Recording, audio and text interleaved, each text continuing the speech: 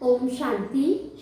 आज की 16 अप्रैल 2021 की बाबा की साकार वाणी है। मीठे बच्चे, अल्प और दिल को याद करो तो रमणीय बन जाएंगे। बाप भी रमणीय कहे तो उनके बच्चे भी रमणीय तो होने चाहिए। ओम शांति। आज की 16 अप्रैल 2021 की बाबा की मीठी वाणी है, साकार मुरली है। मीठे बच्चे, अल्प और बेर को याद करो तो रमणीक बन जाएंगे। बाप भी रमणीक है तो उनके बच्चे भी रमणीक होने चाहिए। आज का प्रश्न है, देवताओं के चित्र की कशिश सभी बच्चों को।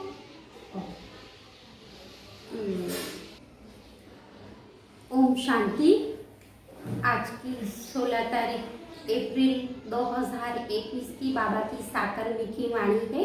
मीठे बच्चे, अल्प और बेर को याद करो तो रमणीक बन जाएंगे। बाप भी रमणीक है तो उनके बच्चे भी रमणीक होने चाहिए। आज का प्रश्न है, देवताओं के चित्र की कशिश सभी को क्यों होती है? उनमें कौन सा विशेष गुण है? तो बाबा उत्तर में बताते हैं कि देवता है बहुत रमणीक हो और पवित्र है। रमणीकता के कारण उनके चित्रों को भी कशिश होती है। देवताओं में पवित्रता का विशेष गुण है, जिस गुण के कारण ही अपवित्र मनुष्य झुकते रहते हैं। रमणीक वही बनते हैं जिनमें सर्वदेवी गुण है, जो सदा खुश रहते हैं। ओम शांति। आत्माएं और परमात्मा का मेला कितना वंडरफुल है। ऐसे बेहद के बाप के तुम सब बच्चे हो तो बच्चे भी कितने रमणीक होने चाहिए। देवता ये भी रमणीक है ना, परंतु राजधानी में बहुत बड़ी है। सब एक रस रमणीक हो नहीं सकते हैं, फिर भी कोई कोई बच्चे बहुत रमणीक है जरूर। रमणीक कौन होते हैं? जो सदैव खुशी में रहते हैं, जिनमें देवी गुण है। यह राधे कृष्ण आदि रमणीक है ना, उन्होंने बहुत बहुत कशिश है। कौन सी कशिश है? पवित्रता की, क्योंकि इन्हों की आत्मा भी पवित्र है तो शरीर भी पवित्र है। तो पवित्र आत्माएं अपवित्र को कशिश करते हैं, उन्हों के चरणों में गिरते हैं। कितनी उनमें ताकत है। भले सन्यासी है परंतु वो देवताओं के आगे जरूर झुकते हैं। भले कोई बहुत घमंडी होते हैं, फिर देवताओं के आगे अथवा शिव के आगे झुकेंगे जरूर। देवियों के चित्र के आगे भी झुकते हैं, क्योंकि बाप भी रमणीक है तो बाप के बनाए हुए देवी देवताएं भी रमणीक है। उनमें कशिश है पवित्रता की। वह कशिश उन्हों की अभी तक भी चल रही है, तो कितनी इनमें कशिश है उतनी तुम्हारे में भी कशिश होनी चाहिए। जो समझते हैं कि हम ये लक्ष्मी नारायण बनेंगे, तुम्हारी इस समय की कशिश फिर अविनाशी हो जाती है। सबकी नहीं होती है। नंबर 1 तो है ना, भविष्य में जो उच्च पद पाने वाले होंगे उनमें यह भी कशिश होगी, क्योंकि आत्मा पवित्र बन जाती है। तुम्हारे में जास्ती कशिश उनमें है जो खास याद की यात्रा में रहते हैं। यात्रा में पवित्रता जरूर रहती है। पवित्रता में ही कशिश है। पवित्रता की कशिश फिर पढ़ाई में भी कशिश ले आती है। यह तुमको अभी मालूम पड़ा है। तुम उनके लक्ष्मी नारायण के ऑक्यूपेशन को जानते हो। उन्होंने भी कितने बाप को याद किया होगा। यह जो उन्हें इतनी राजाई पाई है, वह जरूर राज्यों से ही पाई है। इस समय तुम पद पाने के लिए आए हो। बाप भी तुमको राजयोग सिखा रहे हैं। यह तो पक्का निश्चय कर यहाँ आए हो ना। बाप भी वही है, पढ़ाने वाला भी वही है, साथ भी वही ले जाने वाला है। तो यह गुण सदैव रहनी चाहिए। सदैव हर्षित मुख रहो। सदैव हर्षित तब रहेंगे जब बाप अल्प की याद में रहेंगे, तब बे की भी याद रहेगी और इसके रमणीय के भी बहुत होंगे। तुम बच्चे जानते हो हम यह रमणीक बन फिर भविष्य में ऐसा रमणीक बनेंगे। यहाँ की पढ़ाई ही अमरपुरी में ले जाते। ये सच्चा बाबा तुमको सच्ची कमाया करा रहा है। ये सच्ची कमाई ही साथ ले चलती है 21 जन्म के लिए। फिर भक्ति मार्ग में जो कमाई करते हो यह तो है ही अल्पकाल सुख के लिए, वो कोई सदैव साथ नहीं लेता। तो इस पढ़ाई में बच्चों को बड़ा खबरदार रहना चाहिए। तुमको साधारण, तुमको पढ़ाने वाला भी बिल्कुल साधारण रूप में है, तो पढ़ने वाला भी साधारण ही रहेंगे, नहीं तो लज्जा आएंगे। हम ऊंचे कपड़े कैसे पहने, हमारे मम्मा पापा कितने साधारण है, तो हम भी साधारण हैं। ये क्यों साधारण रहते हैं? क्योंकि वनवा में है ना, अभी तुमको जाना है, यहाँ कोई शादी नहीं करनी। लोग जब शादी करते हैं तो कुमारी वनवा में रहती, मेरे कपड़े पहन के तेल आदि लगाती है क्योंकि ससुर घर जाती है। ब्राह्मण द्वारा सगाई होती है, तुमको भी जाना है ससुर घर। रावणपुरी से रामपुरी अथवा विष्णुपुरी में जाना है। तो ये वनवाह का रिवाज इसलिए रखा है कि कोई भी अभिमान देह का या कपड़ों का आदि न आए। किसी को हल्की साड़ी है, दूसरों को देखते हैं कि इनके पास तो ऊंची साड़ी है, तो ख्याल चलता है, सोचते हैं कि यह तो वनवा में है नहीं, लेकिन तुम वनवा में है इसलिए साधारण रहते हो। कोई को इतना ऊंचा ज्ञान दो, इतना नशा चढ़ा हुआ हो तो उसे भी तीर लग जाए।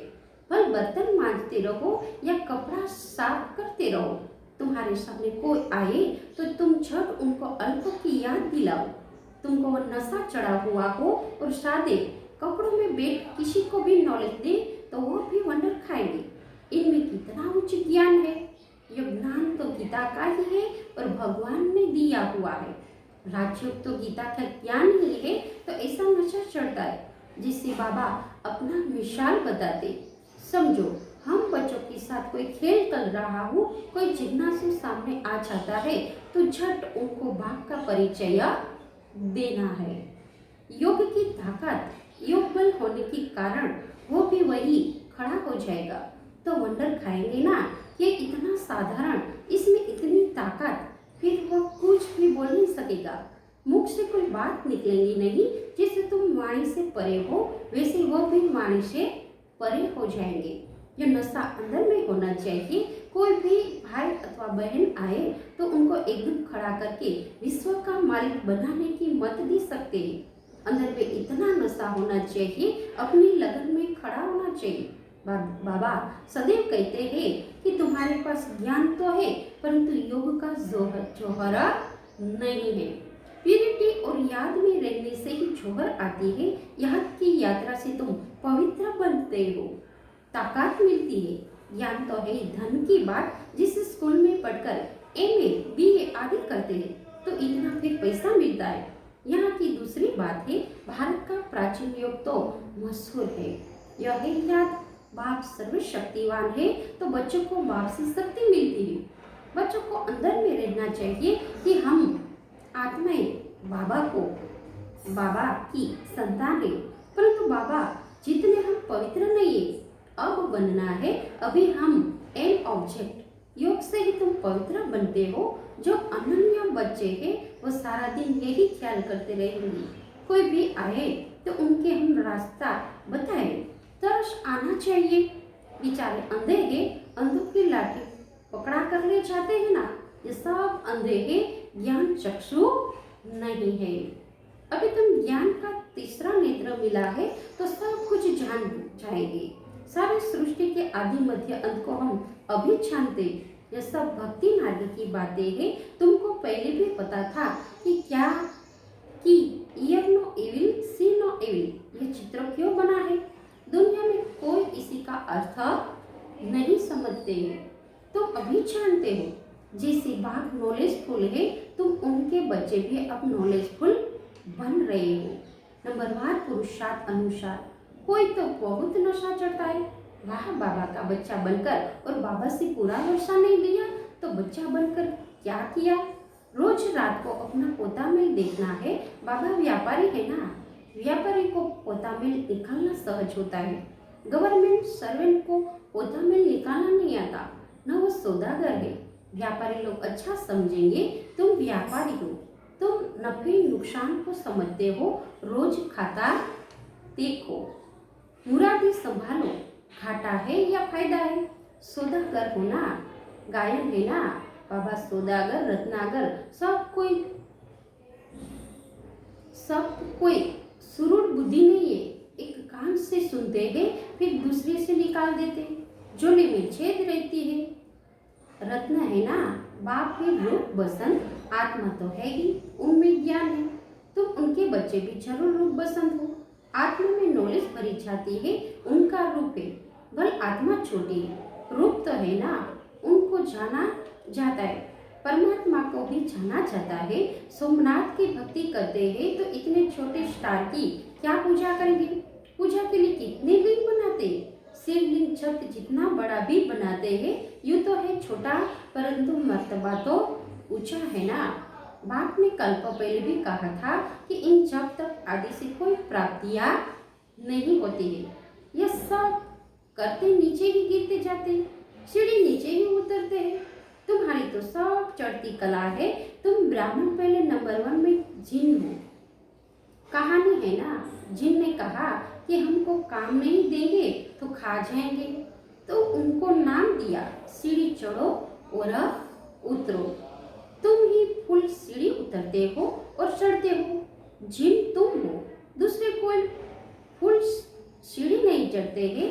तुम सीढ़ी का ज्ञान पाने से तुम कितना ऊंच पाते हो, फिर उतरते हो और चढ़ते भी हो। बाप कहते हैं कि मैं तुम्हारा बाप हूँ, तुम मुझे कितना उच्च पद पाते हो, फिर उतरते हो और चढ़ते हो।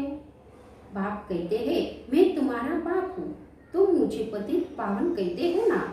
मैं सर्वशक्तिमान और मैटी हूँ, क्योंकि मेरी आत्मा सदैव 100% पवित्र रहती। मैं बिंदी रूप ऑथोरिटी हूँ, सब शास्त्रों का राज जानता हूँ। यह कितना वंडरफुल है। 84 जन्म का रिगार्ड भरा हुआ है, इतनी छोटी आत्मा में इतना ज्ञान है। बाबा में भी है तो तुम बच्चों में भी है।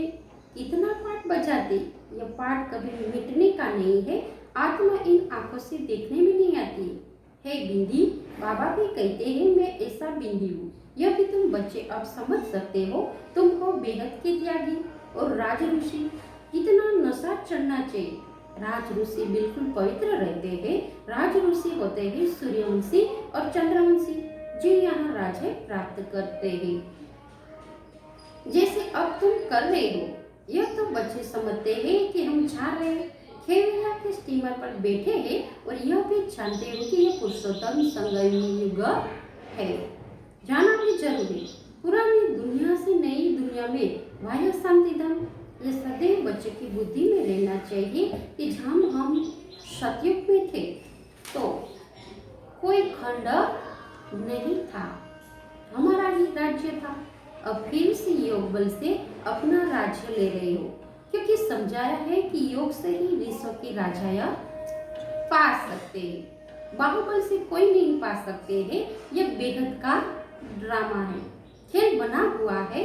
इन खेल की समझाने बाप ही देते, शुरू से लेकर सारी दुनिया की हिस्ट्री ज्योग्राफी सुनाते हैं। तुम सूक्ष्म वतन मूल वतन के राज को भी अच्छी रीति जानते हो। स्थूल वतन में इनका राज्य था, अर्थात हमारा राज्य था। तुम कैसे सीढ़ी उतरते हो वो भी याद आ गया। सीढ़ी चढ़ना और उतरना यह खेल बच्चों की बुद्धि में बैठ गया। अब बुद्धि में है कि कैसे यह वर्ल्ड की हिस्ट्री ज्योग्राफी रिपीट होती। इसमें तुम्हारा ही हीरो हीरोइन का पार्ट है। हम ही हार खाते हैं और फिर जीत पाते हैं, इसलिए नाम रखा है हीरो हीरोइन। अच्छा, मीठे मीठे सिके थे बच्चों प्रति माता पिता बाप दादा का याद प्यार और गुड मॉर्निंग। रूहानी बाप की रूहानी बच्चों को नमस्ते। हम रूहानी बच्चों की रूहानी बाप दादा को याद प्यार गुड मॉर्निंग नमस्ते नमस्ते नमस्ते। धारणा के लिए मुख्य सार छे। पहली पोज छे, अभी हम वनवाह में हैं, इसलिए बहुत बहुत साधारण रहना है। कोई भी अभिमान देह का या कपड़ा आदि का नहीं रखना है। कोई भी कर्म करते बाप की याद का नशा चढ़ा रहे। बीजी पोज छे, हम बेहद के त्यागी और राजऋषि हैं। इसे न से मेरा पवित्र बनना है। ज्ञान धन से भरपूर बन दान करना है। सच्चा सच्चा सौदागर बन अपना पोता में रखना है। आज का वरदान है, याद की सर्च लाइट के द्वारा वायुमंडल बनाने वाले विजय रत्न भावा। सर्विसफुल आत्माओं के मस्तक पर विजय का तिलक लगा हुआ है ही, लेकिन जिस स्थान की सर्विस करनी है उस स्थान पर पहले से ही सर्च लाइट की रोशनी डालनी चाहिए। याद की सर्च लाइट से ऐसा वायुमंडल बन जाएगा जो अनेक आत्माएं सहज समीप पर आ जाएगी। फिर कम समय में सफलता 1000 गुना होगी। इसके लिए दृढ़ संकल्प करो कि हम विजय रत्न है, तो हर कर्म में विजय समाई हुई है। आज का स्लोगन है, जो सेवा स्वयं को या दूसरों को डिस्टर्ब करे वो सेवा नहीं, बोझ है। ओम शांति।